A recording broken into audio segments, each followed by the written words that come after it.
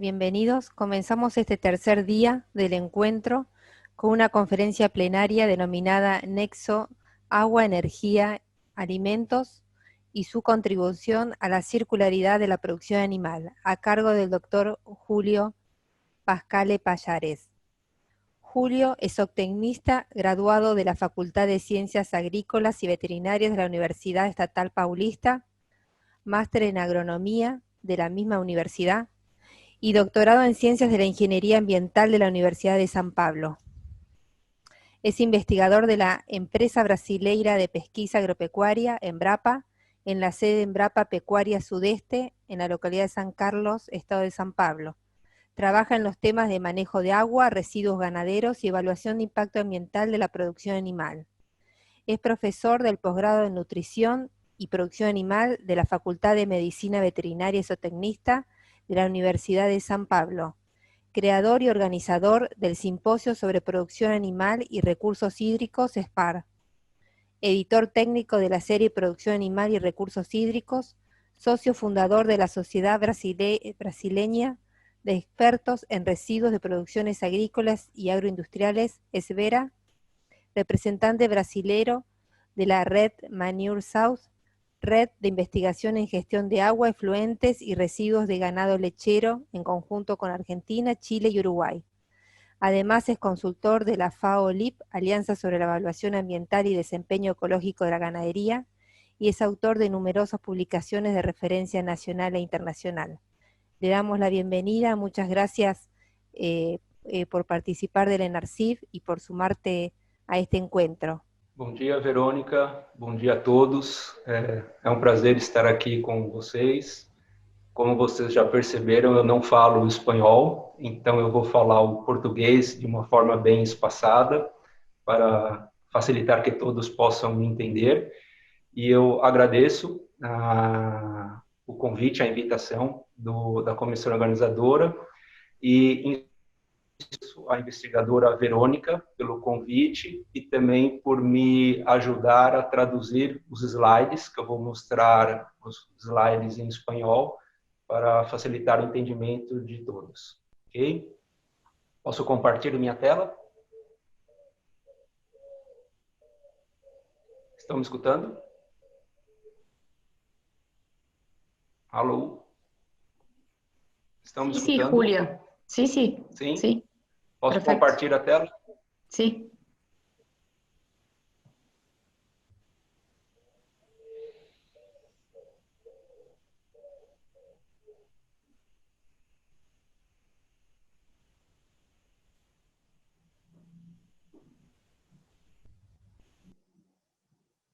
Todos estão vendo a tela?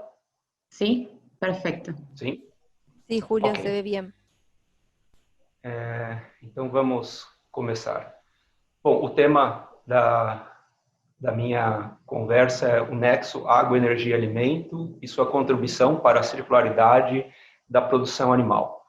Então, durante a nossa apresentação, eu vou abordar esses dois temas, que eles têm uma integração. O conceito de nexo e o conceito de economia circular. Ontem eu assisti algumas charlas do evento e alguns palestrantes falaram sobre o conceito de economia circular de uma forma mais ampla.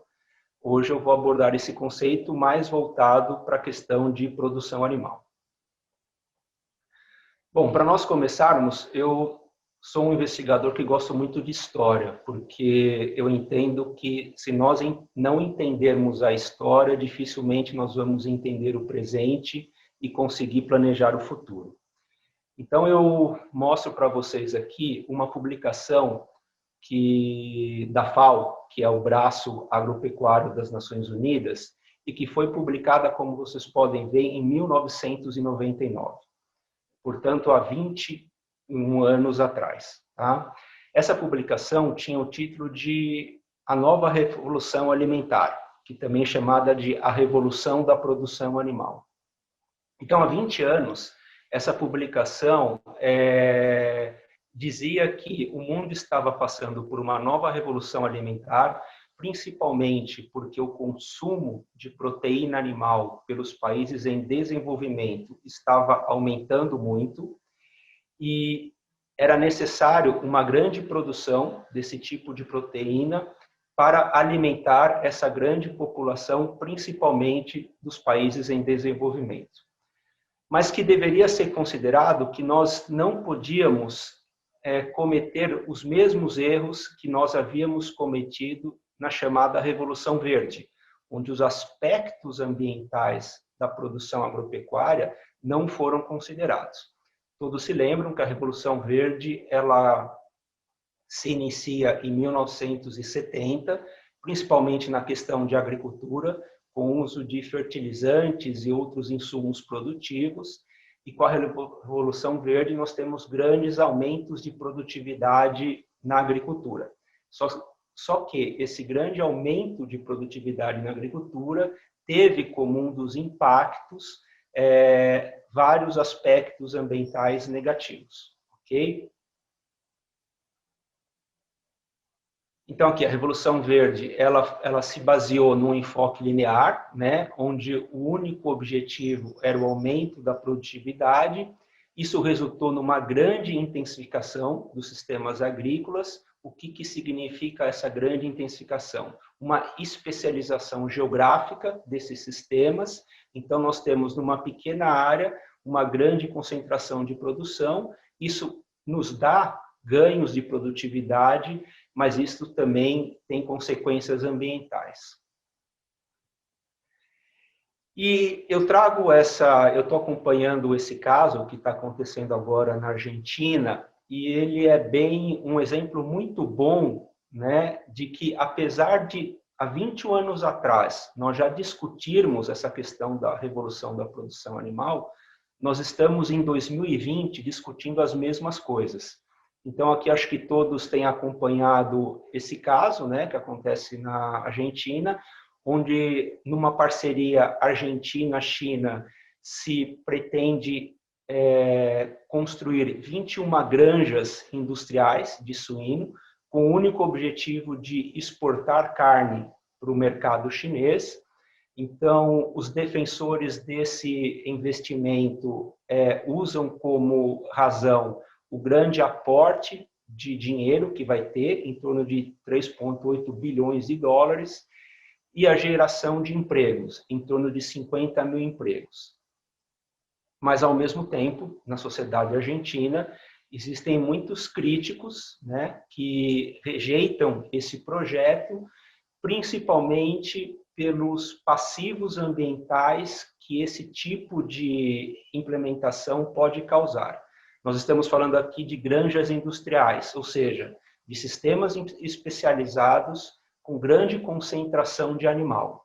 Então, se as questões ambientais não forem consideradas num tipo de empreendimento como esse, certamente nós vamos cometer os mesmos erros do passado, ou seja, teremos problemas de poluição da água, do solo e do ar.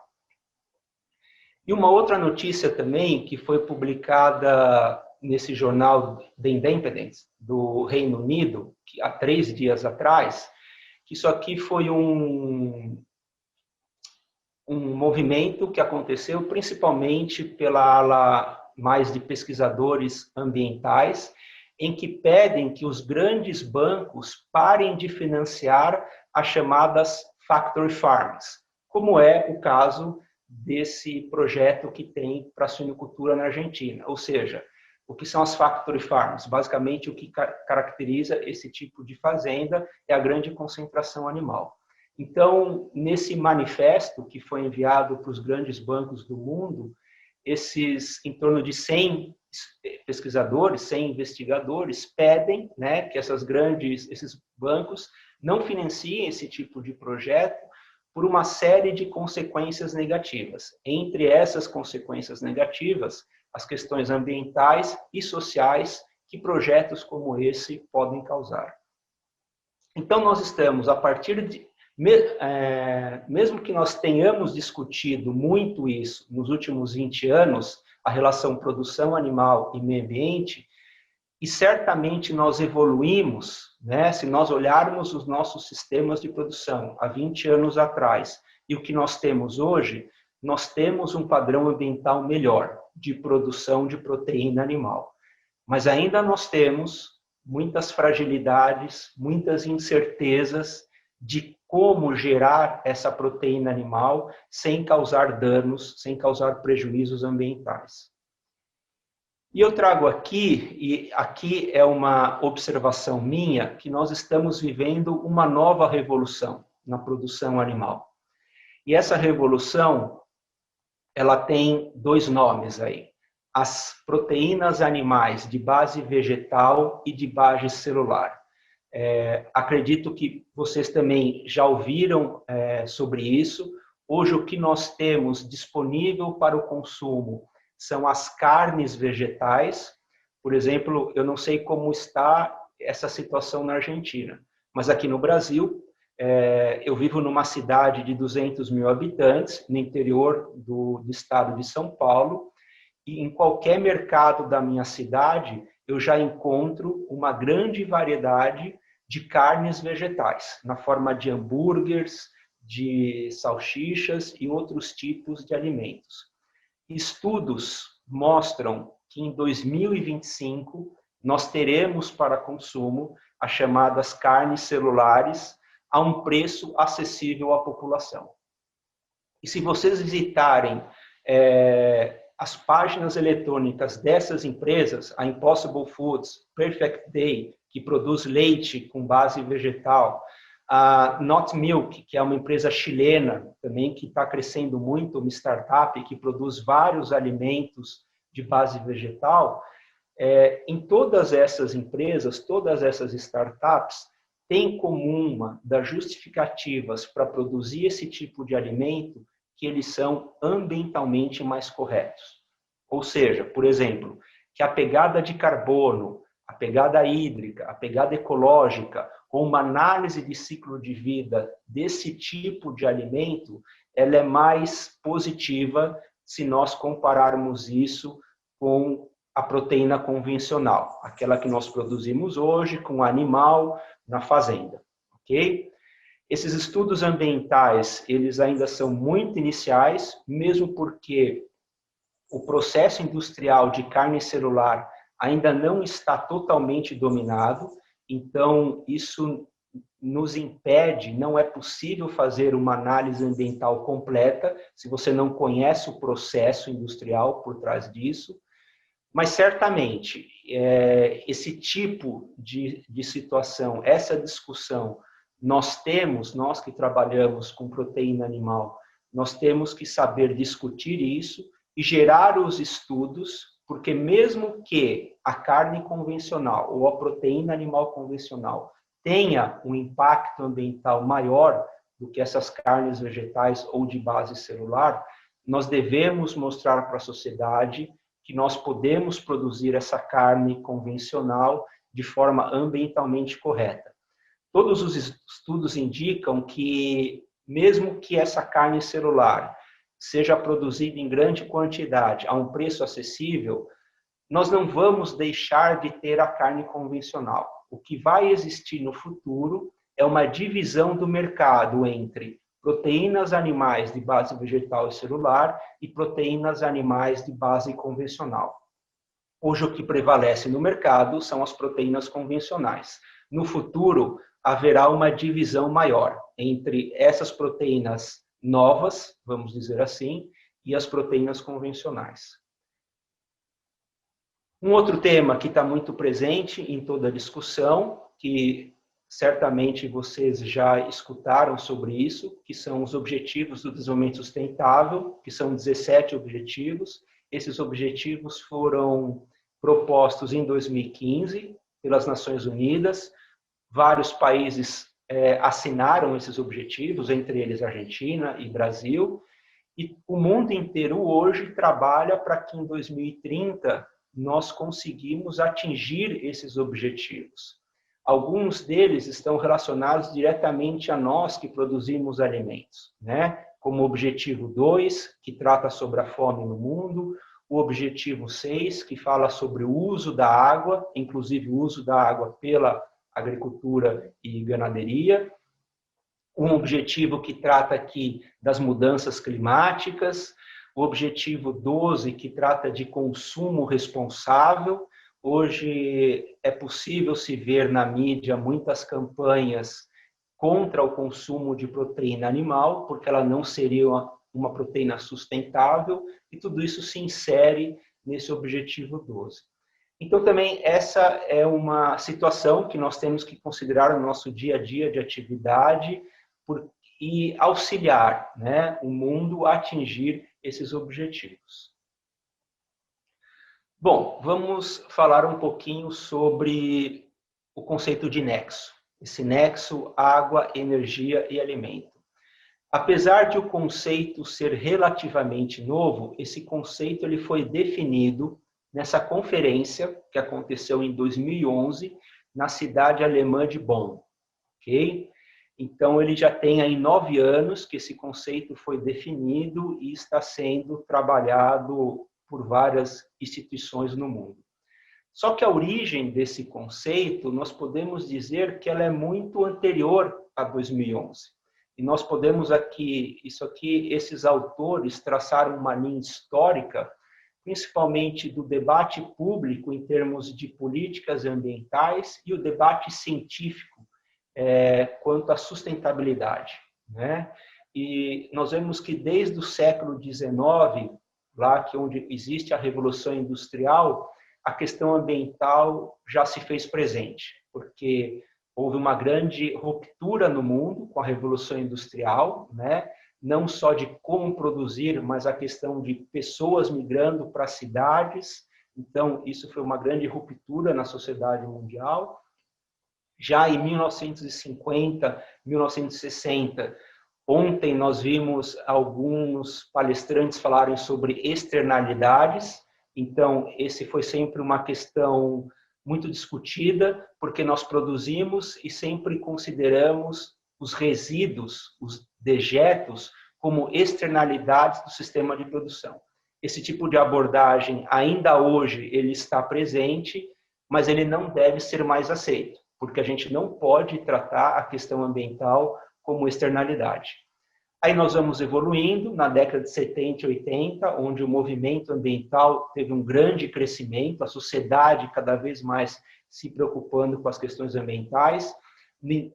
Já no meio da década de 80, é definido o conceito de desenvolvimento sustentável, resultado da Comissão Brundtland, que foi uma iniciativa das Nações Unidas, e daí na Rio+20, né, que acontece 20 anos depois da primeira conferência de meio ambiente, que se deu em Estocolmo, em 1972, a Rio+20 acontece e vários desses conceitos são compartilhados, são assinados por vários países. E nós chegamos hoje, né, onde palavras como resiliência, metabolismo dos sistemas, inovações ecológicas, né, intensificação sustentável, isso é um conceito muito falado hoje pelo setor de agropecuária, que nós produzimos, mas produzimos de uma forma intensificada e sustentável. Eu tenho muitas dúvidas sobre isso. Para mim, nós produzimos muito mais de forma intensificada, mas pouco sustentável. E a gente pode discutir isso ao final da palestra. Tá?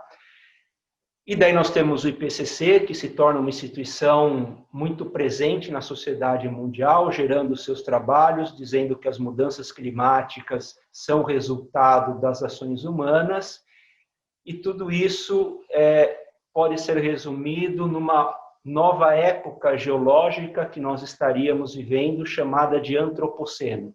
E o que determina essa nova época geológica? Que o ser humano está determinando mudanças enormes no planeta e mudanças negativas, tá certo? E que isso está colocando em risco não só a própria vida humana no planeta, mas como toda a vida que habita esse planeta. Então, essas são questões que vão levar a que nós chegamos a esse conceito de nexo. E aqui só mais uma questão histórica. Já em 1983, a própria Nações Unidas, né, define um conceito de nexo, mas só considerando o nexo alimento-energia. Então, vocês podem ver que isso é muito antigo, essa discussão. E existe toda uma evolução quanto a isso. Bom, a origem do conceito, né, como eu falei para vocês, acontece nessa conferência de Bonn, na cidade, que é uma cidade da Alemanha, num evento que tratou especificamente sobre essa questão da integração água, energia e alimentos, né? O nome da conferência era esse, Água, Energia e Seguridade Alimentar para soluções para uma economia verde. Tá? Então, o conceito é proposto por esse pesquisador e como um caminho, um momento fundamental para nós superarmos os desafios presentes e futuros. Nessa publicação da FAO, quem quiser conhecer um pouco mais sobre o conceito, as várias características, as várias premissas que estão por trás do conceito, vocês podem baixar isso através da internet. É uma publicação de 2014, e a FAO aborda o conceito como uma complexa inter-relação, né, dos sistemas globais, que dependem de diferentes objetivos, que são sociais, econômicos e ambientais. Então, vocês podem perceber que isso tem muita relação com o próprio conceito de desenvolvimento sustentável, que tem aquela base social, econômica e ambiental, né? A partir do nexo, se propõe equilibrar as diferentes ambições e interesses dos vários usuários, dos vários stakeholders, a fim de manter a integridade dos sistemas. Se nós pesquisarmos hoje na literatura científica e técnica, na verdade, há várias definições e metodologias diferentes para o conceito de nexo. Tá? E essas várias definições e metodologias estão muito relacionadas a qual o objetivo, qual a compreensão dos atores sobre aquele produto ou aquela situação que eles querem avaliar, e daí se cria uma definição. Isso pode ter um lado bom, porque ele é um conceito aberto, que está em constante transformação, mas isso também tem um lado ruim. Quando você não tem uma definição muito clara sobre um conceito, é difícil as pessoas internalizarem esse conceito. E talvez essa seja hoje um grande desafio que nós temos, e que eu vou mostrar para vocês mais adiante, por que essa internalização do conceito de nexo ainda é muito baixa quando a gente pensa em pesquisas agropecuárias ou intervenções nos sistemas agropecuários. Nessa mesma publicação da FAO, ela traz esse diagrama, né, onde mostra, então nós temos aí as três dimensões, água, energia e alimento.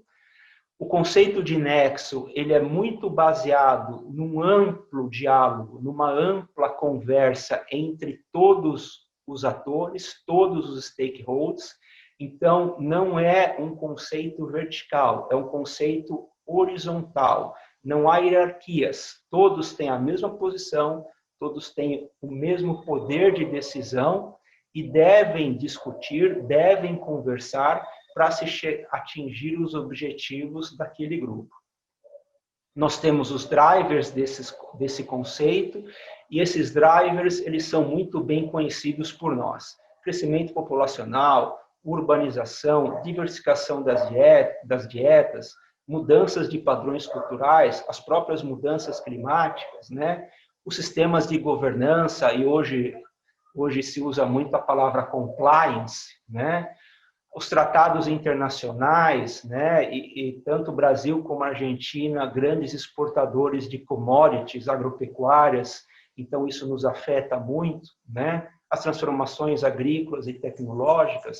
Então, tudo isso está nessa cesta, nesse basket do conceito de nexo, por isso que ele é muito complexo, e por isso que é tão difícil a gente trazer isso para uma realidade prática. Então, as justificativas para o debate de nexo, quais seriam? Ele é uma possibilidade de aumento, né, das inter-relações dos recursos, né, devido ao aumento de escassez desses recursos. Então, hoje nós temos, em algumas regiões do mundo, já problemas de escassez de água, problemas de falta ou impossibilidade de uso do solo, as crises, né, de suministro dos recursos naturais, e as falhas de gestão e políticas, que isso é muito claro, principalmente em países de desenvolvimento como nós, Brasil e Argentina, e o caso desse empreendimento de suinocultura na Argentina é um caso clássico disso, né? Se nós continuarmos a falhar em gestão e políticas, nós vamos continuar a discutir as mesmas coisas. Bom, o que a cultura científica até hoje traz como benefícios dessa abordagem de nexos, né? A abordagem de nexos, ela contribui para uma preservação e conservação dos ecossistemas, ela considera as diferentes dimensões da água, energia e dos alimentos e reconhece essas interdependências dessas dimensões. Ela pode auxiliar na maior eficiência e produtividade dos recursos naturais através de sinergias, né? E também considerando aí as ambições dos atores. Ela obriga a ver não só um impacto, né, mas sim um impacto na cadeia como um todo. Isso tem uma relação muito grande com o tema desse evento que nós estamos, que é a análise de ciclo de vida, que é uma abordagem que nos obriga a também ver a cadeia como um todo e os vários elos dessa cadeia. Ela antecipa intercâmbios e sinergias potenciais, possibilitando desenhar, avaliar e priorizar respostas viáveis para os diferentes objetivos. Fomenta a colaboração interorganizacional e fomenta, né, inversões para soluções baseadas na natureza. Esse é um tema também muito dito hoje, né? Soluções baseadas na natureza. É muito comum ver isso hoje em várias publicações e artigos científicos. E o que pode trazer, né? Quais são as promessas desse enfoque de nexo aí? Então, maior eficiência ou produtividade dos recursos naturais. Aqui eu coloco eficiência e produtividade porque são dois conceitos semelhantes, mas são inversos. Quando eu falo em eficiência, eu estou falando, por exemplo, em litros de água por quilo de leite. Quando eu falo em produtividade, eu estou falando sobre quilos de leite sobre litro de água. Então, são dois conceitos que conversam muito, mas que são diferentes. Os resíduos tendem a ser um recurso, então, quando eu abordo o conceito, quando eu uso o conceito de nexo, os resíduos têm que ser entendidos de uma outra forma. Estimula o desenvolvimento mediante incentivos econômicos, melhorias de governança, benefícios para os ecossistemas produtivos, redução da pobreza mediante a integração com o crescimento verde. Isso é um outro conceito muito dito. Ontem nós tivemos uma apresentação sobre a política Farm to Fork da Comunidade Europeia, e ela é baseada, a política Farm to Fork, no crescimento verde, na bioeconomia, educação e geração de consciência e impulsionar a economia circular. Então, aqui vocês veem que a economia circular e o enfoque de nexo, ele tem uma relação direta, certo? Bom, e os três pilares para nós identificarmos, avaliar e manejar as interações do nexo. Quais seriam esses três pilares? Primeiro, nós precisamos ter evidência. Então, se necessita de dados de estudo e dados de qualidade, tá? Para que nós tenhamos conhecimento de todas as inter-relações das dimensões do nexo e assim nós podemos fomentar a tomada de decisão. Nós estamos num evento, num congresso que trata especificamente de análise de ciclo de vida e cálculos de pegada hídrica. Isso está aqui nesse escopo, né? De gerar, quando nós aplicamos uma análise de ciclo de vida ou quando nós fazemos um cálculo de pegada hídrica, nós estamos gerando evidências. Então, a responsabilidade da ciência ou das empresas que vão trabalhar com essas ferramentas, com essas metodologias, é muito grande. Porque só a partir de evidências de qualidade é que nós poderemos tomar decisões. A partir das evidências, nós podemos enxergar cenários, né? Então, explorar questões estratégicas para revisar políticas e decisões de inversões e criar um entendimento comum, né? Para melhorar a compreensão das interrelações do nexo. E um último pilar, que são as respostas. Então, geramos as evidências, propomos os cenários e daí propomos também as respostas, né? O que nós devemos fazer para melhorar a inter-relação das dimensões do nexo, né? Isso vai ter impactos positivos em políticas, em legislações, incentivos, programas de capacitação. Então, sempre as respostas devem se basear em provas e no diálogo com todas as partes interessadas. Não há nada de novo nisso, né? Isso aqui é muito comum, a gente já ouviu e já viu isso muitas vezes. Talvez o que falta é nós exercitarmos isso cada vez mais, para realmente nós termos sistemas sustentáveis. Quem quiser aprender um pouco mais ou conhecer um pouco mais sobre o que é o Nexo, existe essa plataforma, isso aqui, o endereço eletrônico dessa plataforma é esse aqui, onde nós podemos ter acesso a uma série de projetos, publicações sobre o conceito de nexo. E só para vocês terem uma ideia, eu fiz uma pesquisa se hoje na plataforma existe algum projeto abordando o conceito de nexo na América do Sul. Não há nenhum projeto, não quer dizer que não existe nenhum projeto com abordagem de nexo na América do Sul. O que está sendo dito aqui é que nessa plataforma não há nenhum projeto cadastrado. Isso também vale, eu usei uma outra palavra-chave, que seria alimento, e não há hoje na plataforma, e daí considerando não só a América do Sul, mas todo o planeta, então não há hoje na plataforma nenhum projeto cadastrado com base em alimentos, tá certo? E utilizando a abordagem de nexo. Então vocês podem ver que, apesar do conceito não ser novo, ter quase 10 anos de história, ainda há muita coisa a se fazer para que esse conceito seja utilizado.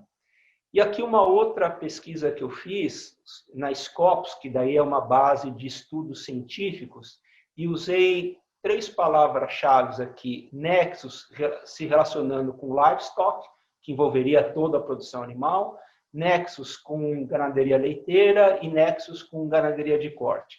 Então, vocês veem que quando eu relaciono com livestock, nós temos hoje na base 109 artigos científicos, mas é importante destacar que muitos desses artigos, eles, por exemplo, tem um artigo aqui, ó, que aqui está abordando o conceito de nexo para uma questão de bioenergia híbrida em cadeias de suplemento aí, com enfoque de design. Então, esse artigo certamente não tem muita relação com livestock, né? Mas livestock deve ser uma palavra que aparece no artigo e por isso que a base mostra o artigo. Já para dairy, 34 artigos e para beef, 17 artigos. Então, vocês veem também que a base de artigos científicos hoje publicados com esse conceito é muito baixa.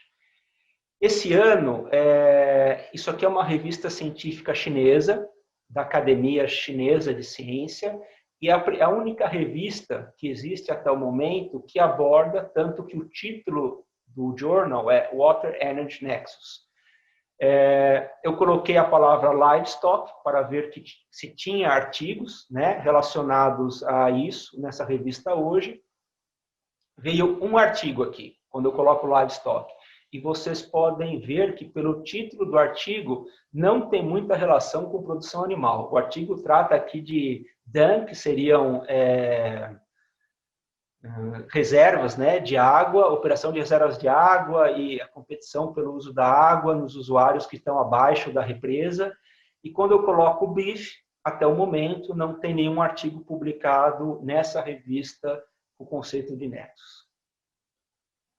E esse aqui é um outro artigo também que trata do conceito, ele foi publicado em 2015, e ele traz um mapa aqui por continente, né, dizendo como está as publicações científicas tratando do conceito de nexos nos vários continentes.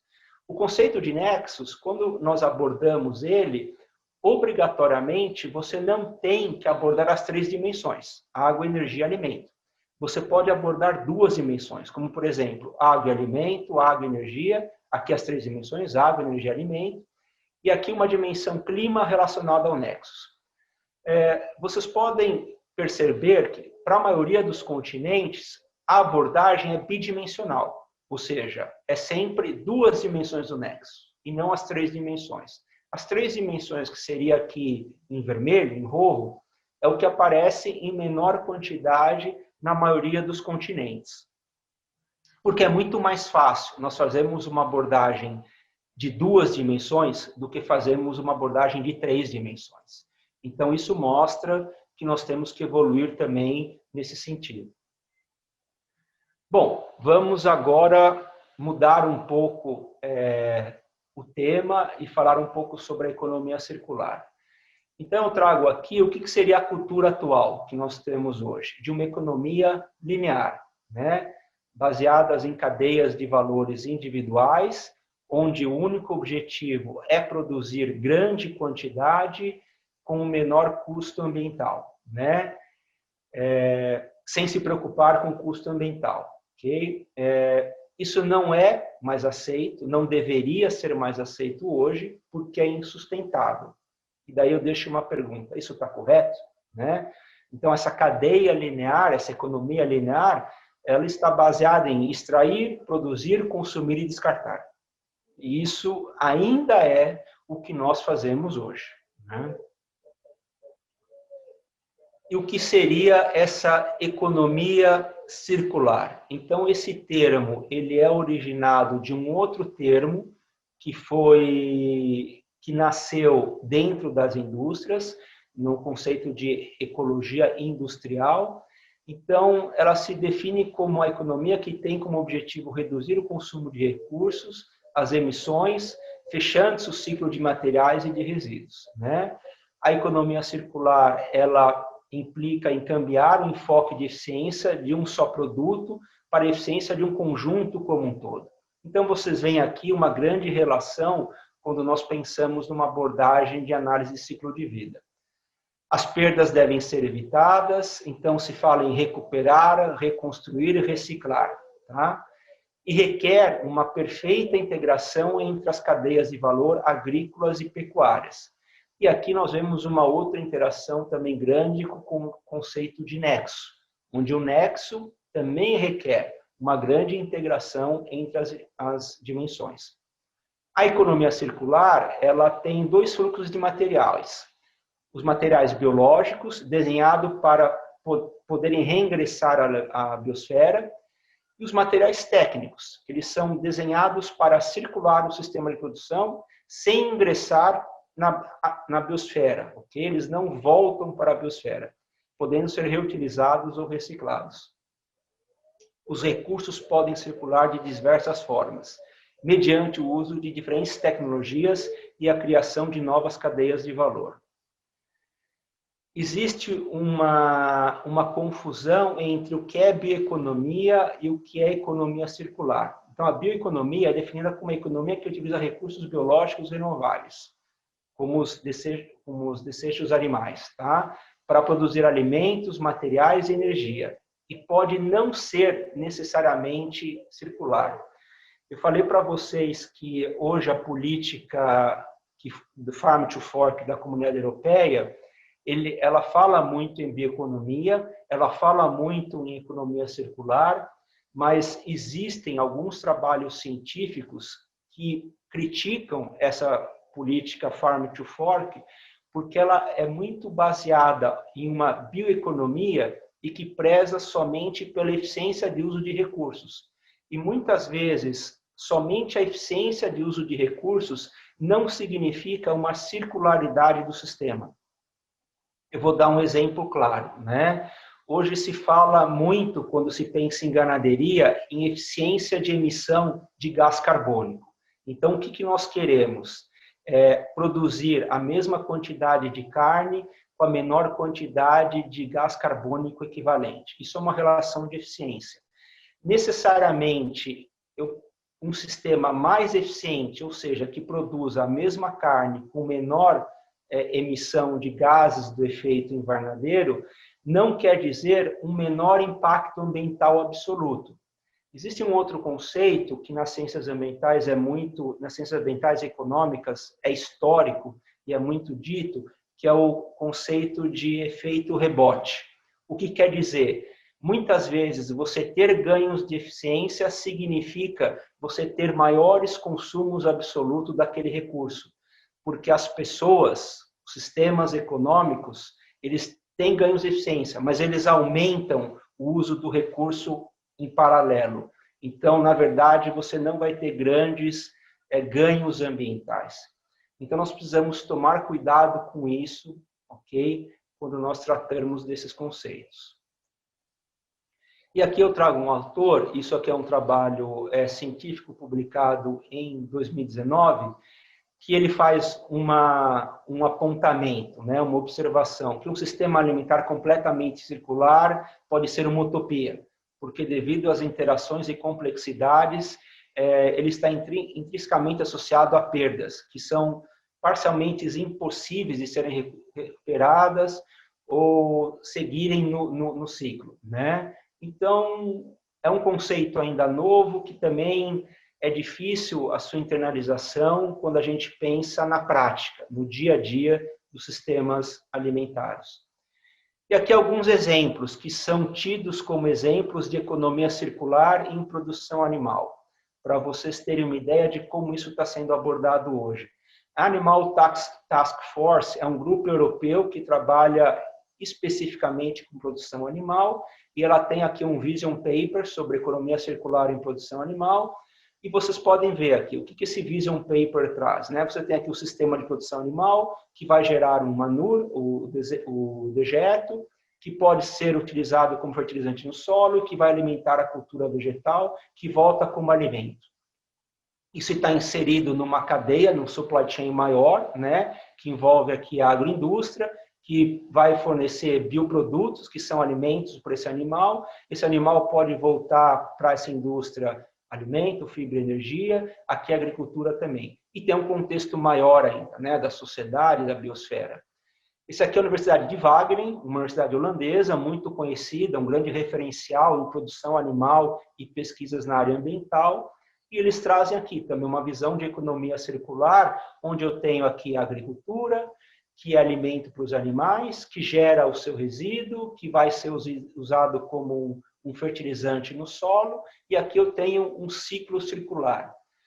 Quem está aqui assistindo e vê uma figura como essa, certamente vai se perguntar, o que tem de novo nisso? Isso é o que a produção animal já faz há dezenas de anos, né? Se a gente pensar em manejo ambiental do manure em produção animal, tanto na Argentina, no Brasil, no Uruguai, no Chile, em qualquer país do mundo, mesmo nos países do hemisfério norte, isso é o que é praticado, né? Nós temos pouca utilização de sistemas de tratamento em fazendas. O que nós fazemos é reciclagem de nutrientes. Então, isso é uma crítica que eu faço, né? E é uma crítica minha. O que é essa economia circular? Porque se for somente isso, né, circular nutrientes na forma de manure, é o que a gente já faz. Eu não vejo grandes novidades em tudo isso. Aqui é uma outra visão de economia circular em produção animal, do sistema de produção leiteiro da Holanda também. Daí vocês veem, né, que a fazenda leiteira, que a mesma coisa, vai produzir resíduo que pode ser reciclado como fertilizante na lavoura, que volta como alimento, e vai ter um ciclo aqui. Isso também inserido num sistema maior, que envolve toda a agroindústria e toda a sociedade. E aqui eu trago para vocês terem uma ideia como é entendido a economia circular hoje em produção leiteira. E aqui é basicamente um exemplo de produção de leite, né? Soluções para a circularidade na indústria láctea. Aqui são alguns artigos científicos e olha o que eles trazem como exemplos de circularidade. Recuperação de bioenergia. E aqui o uso de fontes de energia renovável. E aqui nós podemos dizer que se trata de uso de biogestores em fazendas leiteiras. Uma coisa que também é muito antiga, não tem nada de novo. Nós não temos grande volume de biogestores instalados hoje em fazendas, seja na Argentina ou no Brasil. Isso é um pequeno número ainda, mas é uma coisa muito antiga, né? E que nós conhecemos já há bastante tempo. Reciclagem de nutrientes. Vários exemplos que eu acabei de falar e que também já é feito. Recuperação de um princípio, pHa, através da lactosa. Isso aqui é mais um processo industrial. Tratamento e recuperação de águas residuais. Isso também, algumas fazendas leiteiras já fazem isso, a partir de sistemas de tratamento, o reuso da água. Então, todos esses são exemplos de economia circular, entendidos como exemplos de economia circular. Mas muito pouca novidade, pelo que quem trabalha com produção leiteira e conhece os enfoques ambientais na produção leiteira, isso não tem grandes novidades. Esse é um projeto financiado pela comunidade europeia, o AgroCycle. É um aporte de recursos muito grande dentro daquele financiamento de pesquisa que a comunidade europeia tem, que são bilhões de euros, né, para pesquisa em vários temas. Esse AgroCycle é hoje o maior projeto em economia circular, financiado pela comunidade europeia, e vocês veem uma visão aqui um pouco mais ampla, né, de a produção animal se relacionando com a produção de biocombustíveis, de biofertilizantes, reciclagem de água e reuso, também como uma interação muito grande com inovação científica, né, de bioquímicos, biopolímeros, farmacêuticos, nutracêuticos. Então, esse é um projeto, eu acho que são 4 anos de projeto. Se vocês consultarem aqui o sítio eletrônico do projeto, tem várias publicações e objetivo do projeto, as características. Então, aqui já tem uma visão, é um projeto em parceria Europa-China, tem vários pesquisadores chineses que participam desse projeto, e acho que é uma experiência, né, que nós devemos ter como exemplo de trazer projetos como esse para a nossa América Latina e para a nossa América do Sul, né, possibilitando a integração de várias instituições de pesquisa e com uma abordagem mais ampla de sistemas de produção de alimentos. Mas mesmo o tema economia circular, usando a mesma base Scopus e jogando as palavras-chave economia circular e livestock, economia circular e dairy, economia circular e beef. Vocês veem aqui 69 artigos até hoje publicados, relacionando esse tema com livestock, com dairy 33 artigos somente, e com beef somente 3 artigos, onde eu tenho uma abordagem de economia circular, até vocês veem como exemplo esse artigo publicado em 2020, que usa uma abordagem de análise de ciclo de vida, né, aplicando uma economia circular numa cadeia de produção alimentar, que não deve ser aqui só de ganaderia de corte, eu não li esse artigo, mas deve abranger outros alimentos aí. Mas também uma publicação científica ainda muito pequena sobre o tema, né, relacionando economia circular e produção animal. Bom, já indo para minhas considerações finais, né, quais seriam os desafios que eu entendo hoje para a aplicação do conceito de nexo e economia circular em sistemas de produção animal? Falta uma visão holística dos atores que trabalham com a agricultura. E nesses atores eu me incluo, né, porque eu fiz a minha formação em zootecnia há 25 anos atrás, nada disso era discutido na academia e nós temos que internalizar esses conceitos, esses valores novos da sociedade, e muitas vezes isso não é fácil para nós, né, que temos uma formação, e principalmente essa visão holística, tá? Nós temos que saber integrar as dimensões do nexo. Hoje nós somos muito especialistas, então eu trabalho com água e resíduos animais. Eu tenho que ter uma integração com o meu amigo que trabalha com nutrição animal, com sanidade, com manejo de pastagens, porque senão é difícil nós trazermos essa abordagem de nexo para os sistemas de produção. Saber eleger metodologias e indicadores que mais se adaptem ao produto avaliado e que sejam capazes de identificar as inter-relações e as dimensões do nexo e os compartimentos de economia circular. E daí, a análise de ciclo de vida já tem um histórico muito grande, né? É uma metodologia validada e respeitada por toda a sociedade científica mundial, então ela tem muito a contribuir com isso, né? Gerando esses indicadores para internalizar esses dois conceitos. A maioria dos estudos são conceituais e de modelização, que nós temos hoje, né? Há uma escassez de experiências práticas aplicadas à produção de alimentos. E daí é uma tarefa, é uma lição que nós temos que ter e levar isso. Se nós acreditamos que esses conceitos são importantes, nós precisamos gerar mais experiências práticas. Precisamos fortalecer a conexão entre a produção animal e a agricultura, aproveitando as sinergias com novas fontes de alimentos e fertilizantes. Nós já fazemos isso, principalmente quando pensamos no uso do manure como fertilizante, mas nós temos que evoluir muito nisso, né? Principalmente quando a gente pensa em bovinos e formas de alimento. Eu acredito que na Argentina é uma realidade muito próxima à brasileira, e quando nós pensamos em alimentos concentrados para bovinos, é milho, maíz e soja que nós damos para os animais. Existem vários alimentos que nós podemos dar, subprodutos, coprodutos industriais, mas ainda é muito pouco exercitado isso. Então, isso seria uma forma de aumentar a circularidade desses sistemas. Se devem realizar avaliações de impactos ambientais, sociais e econômicos para o presente, mas também considerando as intervenções em cenários futuros. Por nós sermos muito especializados, nós temos dificuldade em fazer avaliações nessas três dimensões, ambiental, social e econômico. E cada vez mais nós temos que integrar com outros investigadores que são especializados nas questões sociais, econômicas e ambientais, interagir com esses investigadores para conseguir realmente ter essa avaliação mais holística. Eu já falei aqui, né? E aqui é importante, mudar a visão de qual o impacto por unidade do que produzimos para quanto devemos produzir, né? Então, hoje, se todos os estudos que nós fazemos, seja em análise de ciclo de vida, em footprints, né? Nós avaliamos o impacto por unidade de produção. E acho que uma pergunta que nós devemos fazer mas quanto nós precisamos produzir disso?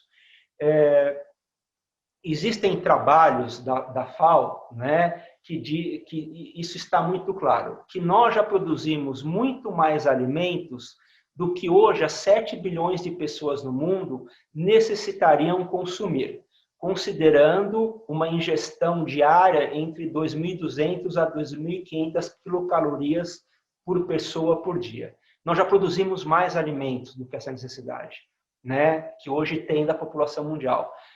Mas nós temos um problema de distribuição desigual desses alimentos e, principalmente, nós temos uma questão social, que a Argentina vive muito isso, o Brasil vive muito isso. Não adianta ter alimento se as pessoas não têm acesso a esses alimentos. E vamos entender acesso como capacidade de compra desses alimentos. Então, nós produzimos já muito alimento, né? E nós temos que mudar um pouco essa abordagem, não só de avaliar o impacto do produto, mas precisamos produzir realmente tudo isso? Acho que é uma coisa que precisamos pensar. É necessário ter uma ciência mais comprometida. Infelizmente, eu vejo muitos colegas de investigação que têm como produto final do seu trabalho o paper publicado. Esse não é o produto final do nosso trabalho como investigadores. O produto final é gerar soluções, tecnologias que auxiliem a sociedade a tomar decisão. Então, a ciência precisa ser um pouco mais comprometida com todas essas questões. Precisamos ter sistemas de traçabilidade implementados nas várias cadeias de produção de alimentos, senão é muito difícil nós aplicarmos esse tipo de abordagem de nexo economia circular. Eu não sei qual a realidade na Argentina sobre isso, mas no Brasil isso ainda é muito pobre. Nós não conseguirmos rastrear a origem da carne que nós produzimos, e daí vocês veem na mídia como o Brasil é criticado porque a carne vem de um processo de queima da floresta amazônica ou queima do bioma pantanal, e nós não conseguimos mostrar se realmente essa carne vem da floresta amazônica porque nós não temos um sistema de traçabilidade instituído. Os profissionais agropecuários têm uma profunda visão especializada e têm dificuldades para estabelecer relações de sua especialidade com o conjunto e com outras ciências. Então, é aquilo que eu já citei, né? Nós temos que mudar esse tipo de comportamento nosso. O conceito de responsabilidades ampliadas, e isso vale muito para a questão da agroindústria. A agroindústria não é só responsável pelos resíduos que a unidade industrial gera, a agroindústria é responsável também pela matéria-prima que ela compra dos produtores, dos fazendeiros, para gerar o alimento que é vendido para os consumidores. Algumas agroindústrias já têm esse conceito de responsabilidade internalizado e outras não. Então, isso deve ser trabalhado. E esse conceito também de nexo economia circular, ele ainda não é muito familiar aos governos, empresas e produtores. E daí cabe a nós, como investigadores, como ciência, também ajudar para que haja essa familiarização. E eu deixo aqui para uma discussão, né, resumindo tudo isso que eu apresentei para vocês, na minha opinião, né, nós não estamos preparados para internalizar o conceito de nexo e economia circular nas cadeias de valor de alimentos. Tá? Para isso, precisamos refletir e cambiar profundamente alguns entendimentos. O que é um sistema de produção agrícola? Qual a realidade de remuneração justa para um produtor e qual a realidade justa de pagamento pelo consumidor? E daí a questão ambiental está muito relacionada a isso. Hoje nós não pagamos os produtores por um alimento ambientalmente correto e nós, consumidores, também não pagamos por ter um valor ambiental naquele alimento. Muitas vezes nós temos um discurso que queremos alimentos com valor ambiental, mas talvez aqueles alimentos que hoje tenham um valor ambiental, como alimentos orgânicos ou alimentos que têm alguma certificação, ainda nós não estamos dispostos a pagar, porque eles têm um preço maior. Então, isso é uma discussão que tem que ser feita. Revisar nossos conceitos de consumo de alimentos e de bens materiais. Eu não acredito que há como se ter sustentabilidade num sistema que já se provou insustentável. E quando eu falo sobre um sistema que já se provou insustentável, eu não estou falando só dos sistemas alimentares. Eu estou falando do sistema que nós temos como sistema de vida hoje no planeta. Se nós não mudarmos esse sistema, querer dar sustentabilidade a esse sistema, na minha opinião, não é possível. Nós temos que produzir profundas mudanças. Então, creio que a internalização desses conceitos é fundamental para que algum dia, né, tenhamos sistemas de produção agrícola e sociedades sustentáveis. Então, apesar de hoje eu acreditar que não existe um nexo economia circular para um sistema de uma cadeia de valor de alimentos, sim, nós temos que trabalhar com esses conceitos. Tá? Essa internalização não pode ser simplista, tem que ser profunda, com a ruptura de paradigmas e dogmas que hoje guiam a produção de alimentos em todo o mundo. Então, se nós não promovermos rupturas de paradigmas e dogmas, nós vamos continuar discutindo coisas que nós discutimos há 20 anos, como nós estamos discutindo no caso da Argentina, um médio empreendimento industrial e quais as consequências sociais, ambientais e sociais desse empreendimento. E isso é comum no mundo inteiro, essa discussão ainda é muito presente. Bom, entendemos o mundo desta maneira, como uma coisa linear. Nós temos que mudar esse tipo de visão, né? Então, necessitamos entender o mundo de uma maneira diferente. O círculo é a figura geométrica que melhor representa o conceito de nexo, que está no nome de economia circular. Então, fecharmos sistemas de produção, fecharmos cadeias de valor, mas sabermos que esses sistemas estão constantemente, diariamente, interagindo com o ambiente externo, nas suas dimensões ambiental, social e econômica. E essas mudanças serão cada vez mais rápidas, porque nós estamos cada vez mais no mundo digital, né? Onde a informação é gerada muito rápida e disponibilizada muito rápido. Então, o que no passado acontecia de forma muito devagar, hoje acontece numa velocidade que muitas vezes a gente tem dificuldade de acompanhar. Mas esse é um novo mundo, e nós temos que saber lidar com ele. E para terminar, eu deixo dois convites, duas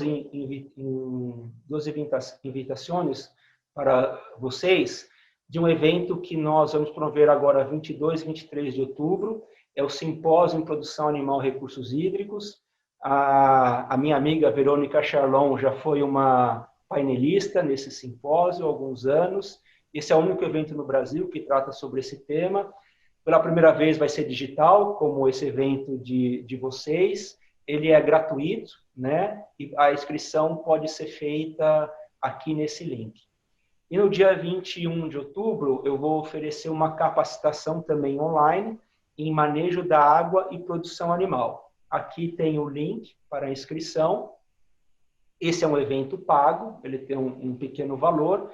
Aqui vai ser uma capacitação de 3 horas, onde nós vamos abordar todas as questões relacionadas à quantidade e qualidade da água e como elas se relacionam com a produção animal. Então, eu deixo esse convite para todos aí. No mais, eu agradeço a atenção de todos, né, pelo convite, por esse tempo que vocês compartilharam comigo, e fico à disposição para as perguntas aí e para as discussões. Muito obrigado. Muchísimas gracias, Julio. Muchísimas gracias por el esfuerzo en hablar en portuñol. Así te podemos mais portugués que portuñol. Pero se entendió bien. Muchas gracias. Y muy completo tu análisis, interesante el enfoque que le has dado al tema y un análisis profundo. Tenemos una pregunta. Pregunta, ¿cuál es tu opinión respecto a la intensificación con una baja en el impacto por unidad producida de alimento versus alternativas de menor impacto, pero al tener menores rendimientos necesitan mayores áreas? Como eu falei, né? Eu acho que hoje o que nós temos é uma intensificação que tem eficiência, ou seja, nós estamos conseguindo produzir a mesma quantidade de produto com a menor quantidade de recursos naturais, seja energia, água, alimentos, né, por unidade de produto. Mas eu não acredito que possa ser só isso, porque, por exemplo, aqui no Brasil, eu tenho vários exemplos de fazendas que se intensificaram, que são muito eficientes, mas que em termos de impacto ambiental ou de consumo absoluto de água, de energia, de nutrientes, ela aumentou. Ela é mais eficiente, a relação, mas o consumo absoluto aumentou. Por quê? Porque ela aumentou o número de cabeças, ela aumentou a quantidade de resíduos gerados. Então, é por isso que eu não acredito que ainda nós tenhamos essa intensificação sustentável, onde nós consideramos as várias dimensões da sustentabilidade. A questão, bom, nós podemos, então, perder um pouco de eficiência, isso muitas vezes vai significar maior utilização de área para se produzir? Não existe uma resposta única para essa pergunta. Isso vai depender de qual a realidade do local que você está. Talvez na Argentina isso não seja uma realidade tão comum. No Brasil, nós temos essa realidade por ser um país de tamanho continental. Então, muitas vezes, a área pode não ser um problema para nós, né? Então, se nós podemos perder um pouco de eficiência, mesmo que isso signifique usar mais área, mas que esse usar mais áreas aconteça de uma forma mais sustentável, eu não vejo problema nisso, né? porque eu prefiro perder um pouco de eficiência, mas ganhar em termos de sustentabilidade. Mas isso pode não ser uma opção para vários países. Se nós pensarmos no continente europeu, certamente isso não é uma opção, porque a área é um limitante muito grande para eles. Então, eles têm que trabalhar muito eficiência, e daí, para eles conseguirem essa eficiência e reduzir o impacto ambiental, eles vão ter que utilizar tecnologias muito mais avançadas do que nós, porque nós temos ainda o ambiente tropical, ele já é propício para várias coisas, principalmente para a ciclagem de nutrientes, né?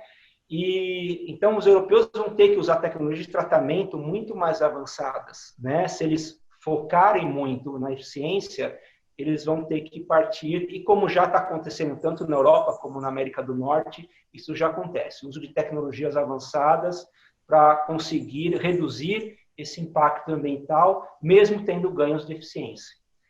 Vamos pegar esse caso argentino, da suinocultura. Certamente vão ser granjas de alta eficiência, com uma lotação animal por metro quadrado muito alta. Então, quando você fazer uma relação de carne suína gerada por área, você vai encontrar uma relação de eficiência muito alta. Ao mesmo tempo, você vai ter uma quantidade de dejeto gerado enorme e com potencial poluidor muito grande, né? Então, se nós não soubermos equacionar isso, esse empreendimento vai ser eficiente, mas ele vai significar um impacto ambiental muito grande também. Muy claro, Julio. Hay otra pregunta. Dicen, muy interesante tu presentación. Julio, ¿ustedes han desarrollado algún caso concreto de evaluación de Nexo utilizando análisis de ciclo de vida? Não, eu não tenho, não desenvolvi nenhum estudo relacionando o Nexo com análise de ciclo de vida. Eu trabalho muito mais com as metodologias footprint, né? Eu tenho como uma das minhas especialidades o cálculo da water footprint, mas não usando a metodologia de análise de ciclo de vida. Eu uso a metodologia da Water Footprint Network. Agora existe a metodologia da FAO, que é um híbrido entre análise de ciclo de vida e Water Footprint Network. Mas eu conheço bastante a análise de ciclo de vida por ter colegas e também já atuar em projetos com colegas que utilizaram análise de ciclo de vida. Mas mesmo, como você pode, como eu mostrei durante a minha fala, existem muito poucos artigos no mundo hoje publicados que usam análise de ciclo de vida e o conceito de nexo. O que nós vamos ver, eu não sei agora dizer quantos por cento, mas grande parte dos artigos publicados com análise de ciclo de vida, eles estão focados numa relação de produtos, né, de avaliação de um produto, e não nessa abordagem mais sistêmica de nexo que envolve as dimensões ambiental, social e econômica. Acá tenemos, entiendo, un comentario que dice: deberíamos tener en cuenta el impacto en transformación de hábitat en el área dedicada con la intensificación. El cambio es más profundo y el impacto en biodiversidad puede ser mucho más alto que el de la producción extensiva. Sim, certamente. Concordo com o ponto de vista, e essa é uma realidade que hoje nós vivemos na Amazônia, né? Então, o que se diz hoje como uma grande solução para o ambiente amazônico?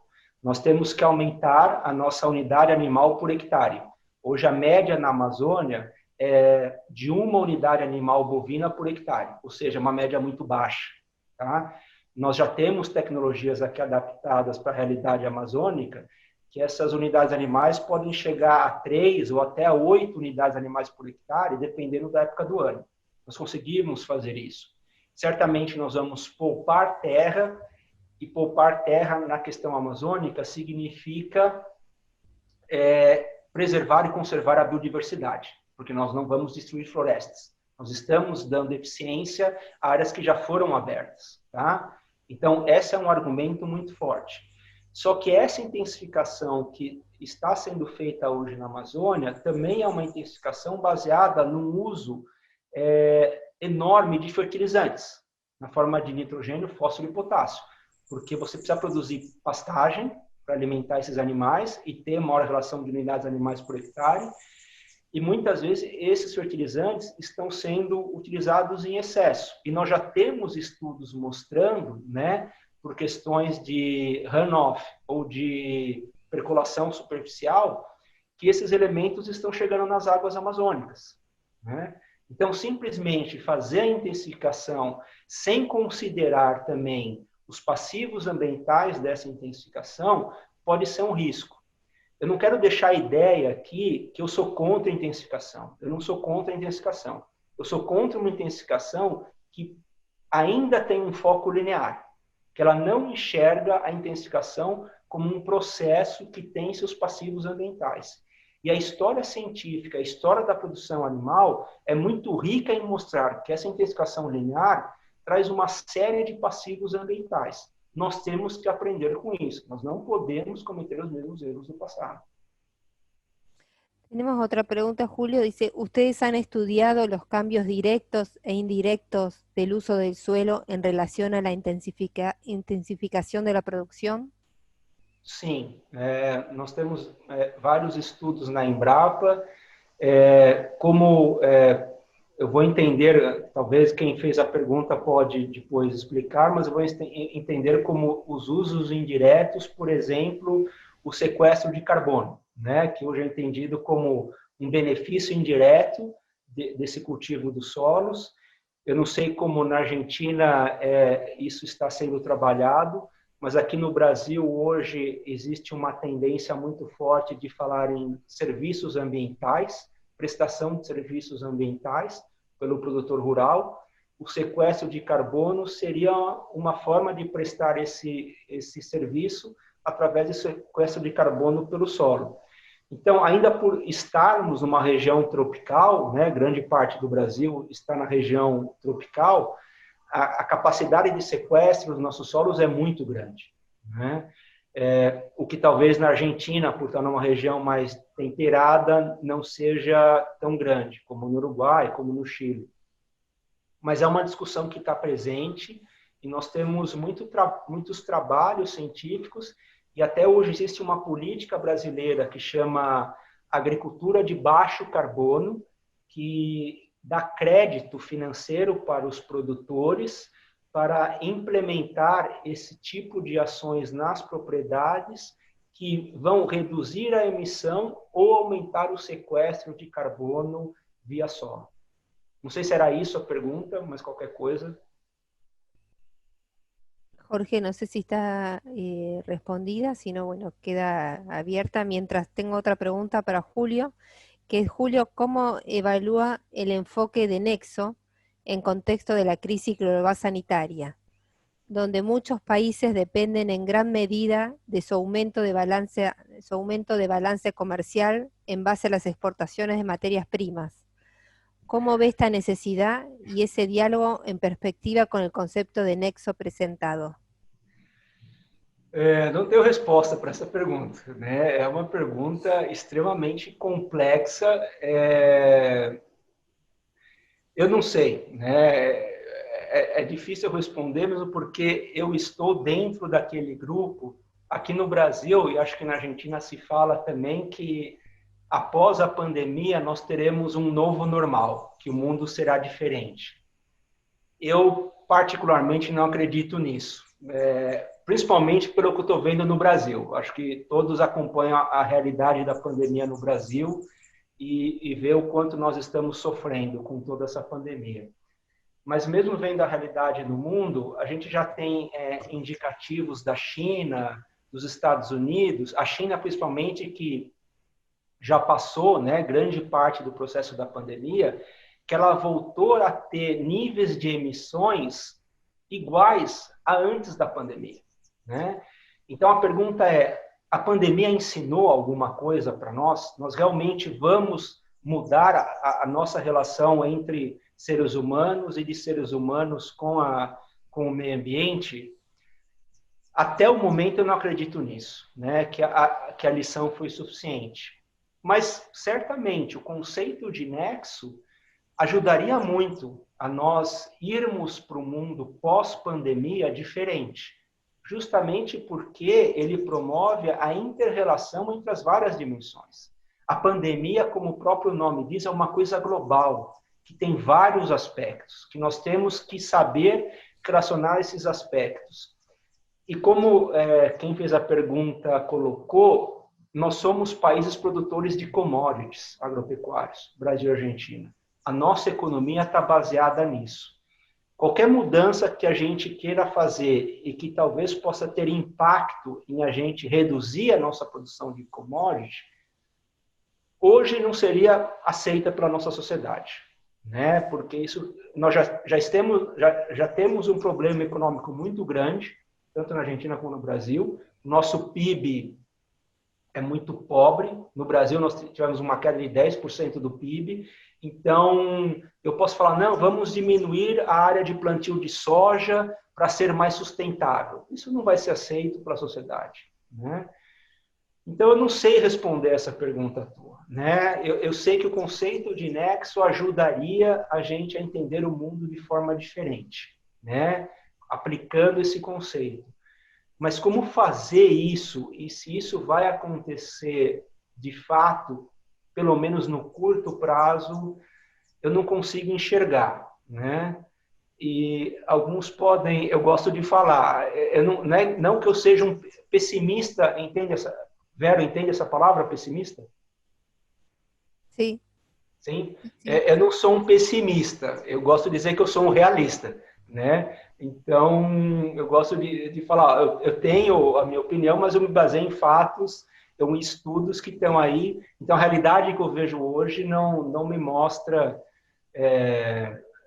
não tenho muitas esperanças. Mas essa é a minha visão. E é por isso que é importante a gente estar discutindo e construir visões conjuntas, né? Porque eu acho que o objetivo de todos aqui é o mesmo, é promover um mundo melhor. Então, se temos o mesmo objetivo, já é um grande caminho. Bueno, muchas gracias, Julio. Hay otros comentarios en el chat, por ahí si te quedas.